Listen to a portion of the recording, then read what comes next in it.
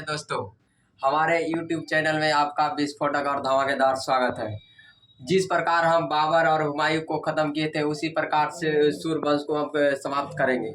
सूर्यवंश के संस्थापक शेरशाह सूरी को माना जाता है। सूर्यवंश का शासनकाल 1540 से 1556 तक रहा था, जिसमें शेरशाह सूरी को शासनकाल था जो था 1540 से 1545 तक रहा था। शेरशाह सूरी का बचपन का नाम फरीद खां था। उसके बाद से शेरशाह सूरी के पिता का नाम हसन खां था, जो जौनपुर राज्य के सासाराम के जगीरदार थे। उसके बाद शेरशाह के पत्नी के नाम रानी शाह था। और शेरशाह का जो जन्म हुआ था 1472 में पंजाब के होशियारपुर के नागौर जिले में हुआ था। शेरशाह सूरी 29 जनवरी 1528 में चंदेरी के युद्ध में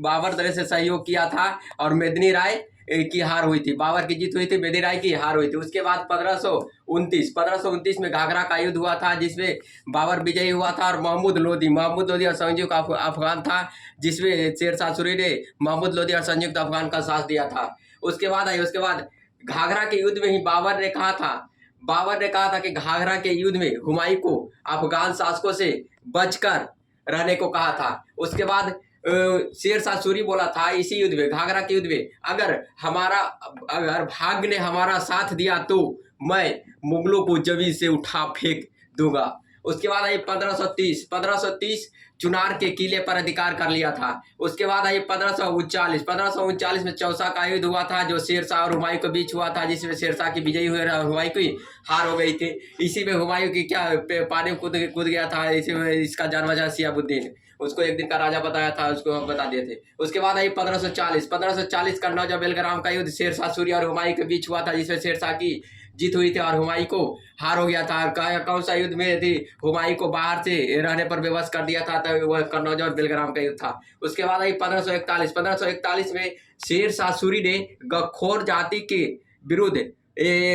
विरोध को दबाने के लिए किया था, जिसके दबाने के लिए एक रोहतासगढ़ का किला बनाया था, जिससे हुआ क्या 1541 में गखोर जाति का विद्रोह समाप्त हो गया था। उसके बाद आई 1542 में मालवा के जो शासक था मलुक खां था और शेरशाह के बीच हुआ था, जिसमें मलुक खां की हार हुई थी और शेरशाह की जीत हुई थी। उसके बाद आइए 1543 में रायगढ़ का अभियान था, जिसमें रायगढ़ का जो राजा था रायगढ़ का राजा पुनर्मल को धोखे से शेरशाह सूरी ने हत्या कर दिया था। इसीलिए कहा जाता है कि रायगढ़ का जो अभियान था, जिसे शेरशाह पुनर्मल को धोखे से हत्या कर दिया था, इसीलिए शेरशाह के चरित्र पर एक काला धब्बा या कलंक माना जाता है। आगे आइए 1544 में मारवाड़ अभियान किया था। मारवाड़ के शासक मालदेव था। मालदेव की ओर से जयंत और कुंपा थी, शेरशाह सूरी को बहुत टक्कर दे रहा था। उसके बाद टक्कर देने के बाद भी विगति को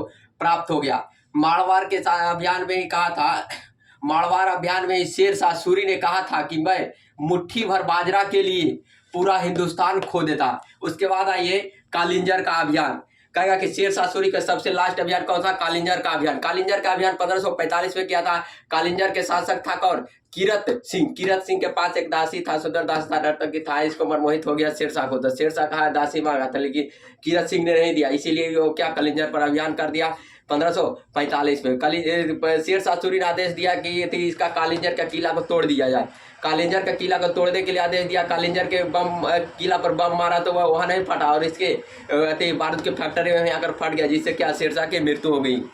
शेरशाह की मृत्यु के बाद उसके छोटा बेटा जलाल खां इस्लाम शाह की उपाधि धारण करके बैठा। जलाल खां की हत्या मुवारिज खां ने कर दिया। मुवारिज खां ने मोहम्मद आदिल शाह के नाम से वह शासक बना। फिर मोहम्मद आदिल शाह जो था, वो अपना पीएम प्रधानमंत्री हेमू को नियुक्त किया था, जो 1556 में पानीपत के द्वितीय युद्ध में अकबर से पराजित हो गया था। उसके बाद देखिए सरहिंद का युद्ध जो हुआ था 22 जून 1555 में, जो सूरवंश का अंतिम शासक था सिकंदर सूर को हुमायूं ने हरा दिया था। उसके बाद हुमायूं ने अपना मुगल वंश की पुनः स्थापना कर दिया था सरहिंद युद्ध के बाद।